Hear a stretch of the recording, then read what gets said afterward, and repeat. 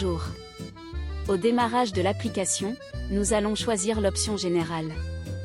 Sur l'écran, vous verrez un cube 3D sélectionné avec un contour orange, ce qui signifie que l'objet est sélectionné.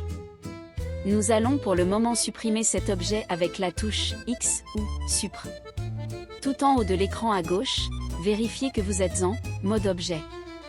Ici, vous avez la caméra, l'éclairage et la position du curseur. Voici la loupe. Cliquez sur ce logo et bougez la souris pour la mise au point. Et ici, pour se déplacer dans la vue sans déplacer les objets, tout en restant cliqué sur ce logo, vous bougez la souris. Ici, vous avez les axes X, Y et Z. Vous pouvez cliquer sur chaque axe pour avoir une vue différente selon le choix. Vous remarquerez qu'il y a une couleur pour chaque axe. Vous avez deux possibilités pour l'ajout d'objets. Soit par le raccourci clavier avec la combinaison des deux touches majuscules et la lettre A. Vous faites apparaître un menu sur l'écran. Dans Mesh, vous avez le choix entre divers objets, choisissez Cube. S'agissant d'un exemple, le cube étant sélectionné, supprimez-le. Maintenant, créons l'objet depuis le menu Add. Dans le menu en haut de l'écran, cliquez sur le bouton Add et dans Mesh, choisissez le cube. Le cube va se positionner par rapport à la position du curseur. Voici les outils disponibles dans ce mode objet. Ces outils sont accessibles en cliquant dessus ou via les touches de raccourci clavier. 1. Ici, c'est la touche pour définir la position du curseur sur le plan. Cliquez avec la souris à l'emplacement où vous voulez positionner votre objet. Comme ceci. Exemple, lorsque j'insère un objet, il se positionne à l'emplacement du curseur. Je supprime l'exemple. 2. Ici, c'est la touche pour le déplacement de l'objet et vous avez aussi un raccourci, la lettre G, pour grab en anglais. Si vous voulez déplacer l'objet sur un axe défini, on précise l'axe X, Y ou Z. Exemple, G, puis Y. Vous remarquerez sur l'éditeur de droite, dans le tableau de propriétés de l'objet et dans le menu Transform, les valeurs de X, Y et Z qui s'affichent dans Location. Vous pouvez modifier soit avec les flèches qui apparaissent sur l'objet, soit sur les valeurs de location. 3. Ici, c'est la touche pour la rotation de l'objet et vous avez aussi un raccourci, la lettre R, pour rotation. Si vous voulez faire pivoter l'objet autour d'un axe défini, on précise l'axe X, Y ou Z. Exemple, R, puis Y.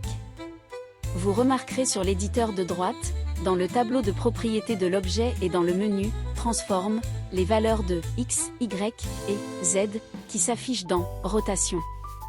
Vous pouvez modifier soit avec les flèches qui apparaissent sur l'objet, soit sur les valeurs de rotation. 4. Ici, c'est la touche pour le redimensionnement de l'objet et vous avez aussi un raccourci, la lettre S, pour Scale en anglais. Si vous voulez redimensionner l'objet sur un axe défini, on précise l'axe X, Y ou Z. Exemple, S, puis Y. Vous remarquerez sur l'éditeur de droite, dans le tableau de propriétés de l'objet et dans le menu Transform, les valeurs de X, Y et Z qui s'affichent dans Scale. Vous pouvez modifier soit avec les flèches qui apparaissent sur l'objet, soit sur les valeurs de Scale. 5. Ce bouton englobe toutes les modifications que l'on vient de voir. Exemple, déplacement, rotation, redimensionnement. 6. Ce bouton vous permet de faire des annotations. 7. Ce bouton vous permet de noter des dimensions.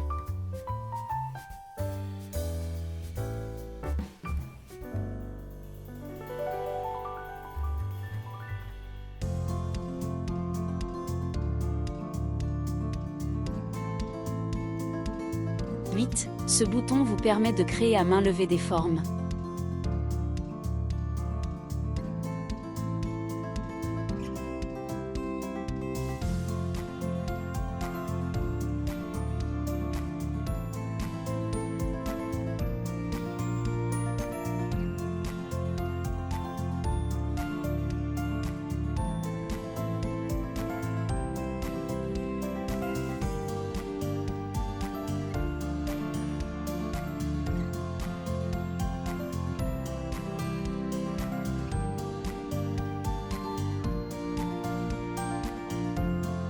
pouvez aussi les modifier avec les divers outils et via le tableau « Transform » avec plus de précision.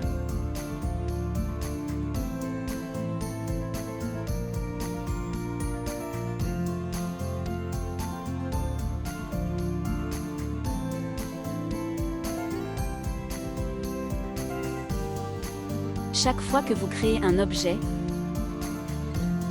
il est répertorié, ici. Vous pouvez voir aussi les objets déjà existants comme la caméra et l'éclairage.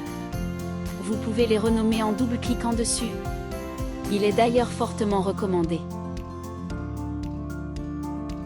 On peut aussi les supprimer et les masquer. À savoir, tout en bas se trouve une timeline qui vous permettra de faire des animations.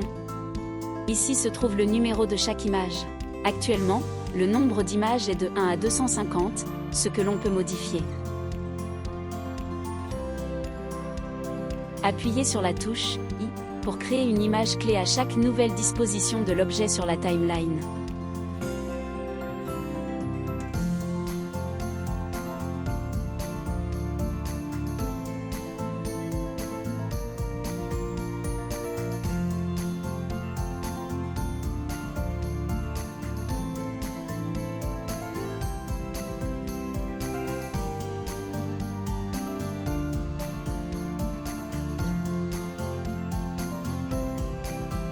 Cliquez sur « Lecture » pour lire l'animation.